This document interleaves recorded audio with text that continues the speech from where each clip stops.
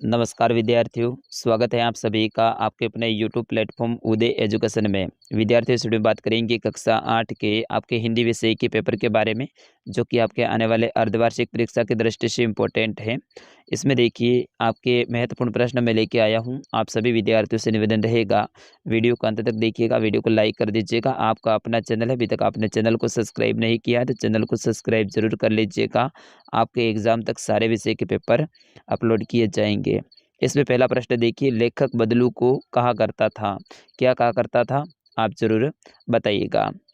अगला प्रश्न है कि दीवाने संचार से संबंध रखते हैं, आत्मीयता का, स्नेह का, कटुता का या फिर सम्मान भाव का। तो यहाँ पे आपका सही आंसर क्या हो जाएगा, आप जरूर कमेंट में लिखिए। तीसरा है, मानव सभ्यता के विकास में अनूठी भूमिका किसने निभाई है, टेलीफोन ने, एसएमएस ने, पत्रों ने या फिर वायरलेस ने। तो यहाँ पे हो जाएगा आपका पत्रों ने। अगला है कि ये सबसे कठिन समय नहीं के कवि कवित्री के, यानी कौन है इसके कवि या फिर कवित्री कौन है, ये सबसे कठिन समय नहीं, ये जो आपकी कविता है इसके लेखक कौन है, ये आपको बताना है। पांचवा प्रश्न देखिए, सभी के लिए स्वास्थ्यवर्धक ऋतु कौन सी है, वसंत, हेमंत, ग्रीष्म या फिर वर्षा। उसी तरह से छठा देखिए, असत्य में उपसर्ग कौन सा है, असत्य, सत्य, अ या फिर कोई नहीं। तो असत्य में जो आपका उपसर्ग है वो अ है, ठीक है ना। निम्न में से निर्धन का विलोम है, गरीब, धनवान, आशावान, शक्तिशाली। तो निर्धन का जो विलोम होगा वो हो जाएगा आपका धनवान। अगला है, राम के पास में एक काला घोड़ा है, वाक्य में विशेषण है, यानी विशेषण क्या है, राम, काला घोड़ा या फिर के पास, विशेषण क्या है इसमें आप बताइएगा। नवा प्रश्न है कि 9 2 11 होना मुहावरे का अर्थ है, तैयार रहना, जमकर बैठना, भाग जाना या फिर वाइस होना। तो इसका सही आंसर क्या हो जाएगा, भाग जाना, यानी फुर्र हो जाना। आपका 10वां प्रश्न है कि विद्या धन आलय का संधि होगी, यानी विद्या धन आलय किसकी संधि है, विद्यालय, विद्यालय, विद्यालय या फिर कोई नहीं। तो विद्या धन आलय जो है ये आपके विद्यालय, ऑप्शन अ का संधि विच्छेद है। चलिए, 11वां प्रश्न है, गजब हो गया, ऐसी बस अपने आप चलती हैं। लेखक को ये सुनकर हैरानी क्यों हुई, क्योंकि वो बस है ना चारों तरफ से बज रही थी वगैरह, वो आपके पार्ट है ना बस वाला, उससे ये प्रश्न है। 12वां प्रश्न देखिए, आपके सपनों का भारत कैसा होना चाहिए, वो आपको बताना है। 13वां प्रश्न है कि सीढ़ियाँ सोच में तिनका दबाए हुए उड़ने की तैयारी में क्यों है। 14वां प्रश्न है, कामसूर कहानी क्या संदेश देती है। 15वां प्रश्न है, समास किसे कहते हैं, कोई 2 उदाहरण दीजिए। 16वां प्रश्न है, सूर्य के कोई 3 पर्यायवाची शब्द लिखिए। सूर्य के 3 पर्यायवाची शब्द आपको लिखने हैं।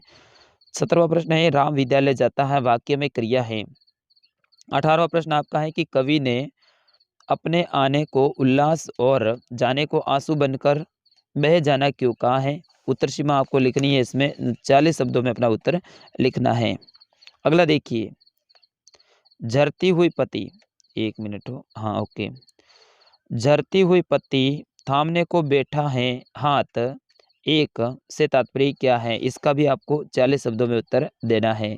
20वां प्रश्न है, निम्न मुहावरों का अर्थ करो और वाक्य में प्रयोग भी करो। श्री गणेश करना, श्री गणेश का मतलब होता है शुभारंभ करना, ठीक है ना।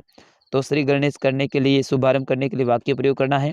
दिन रात एक करना, यानी अत्यधिक मेहनत करना, इसका मतलब होता है अत्यधिक मेहनत करना। 21वां प्रश्न देखिए, सड़क सुरक्षा की दृष्टि से वाहन चालक के 4 कर्तव्य हैं, वो आपको बताने हैं। तो आपको यहाँ पे बताने हैं कि वाहन चालक है हमेशा सड़क सुरक्षा नियमों का पालन करें, अपने साइड में चलें, 2 पहिया वाहन चलाते समय हेलमेट का प्रयोग करें, 4 पहिया वाहन चलाते समय सीट बेल्ट का प्रयोग करें। इस तरह से आपको अपने कर्तव्य बताने हैं। 22वां प्रश्न है, निम्नलिखित पद्यांश का सप्रसंग व्याख्या करनी है, यानी आपको इसकी व्याख्या करनी है। पहली बात तो है कि कौन से पाठ से लिया, सप्रसंग हो जाएगा, फिर उसके बाद में आपको इसकी व्याख्या करनी है। तो देखिए, इसमें पक्षी और बादल ये भगवान के डाकिए हैं, जो एक महादेश से दूसरे महादेश को जाते हैं। हम तो नहीं समझ पाते हैं, मगर उनकी लाई सिटियाँ, पेड़ पौधे, पानी और पहाड़ बाँचते हैं।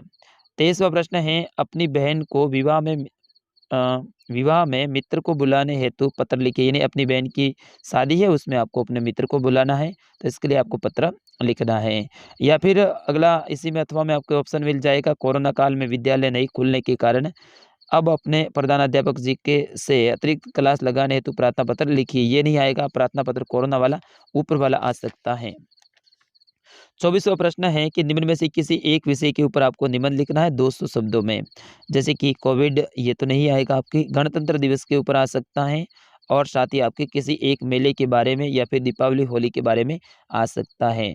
25वां और अंतिम प्रश्न है कि फल वाला और ग्राहक के बीच में बातचीत को अपने शब्दों में संवाद के रूप में लिखिए।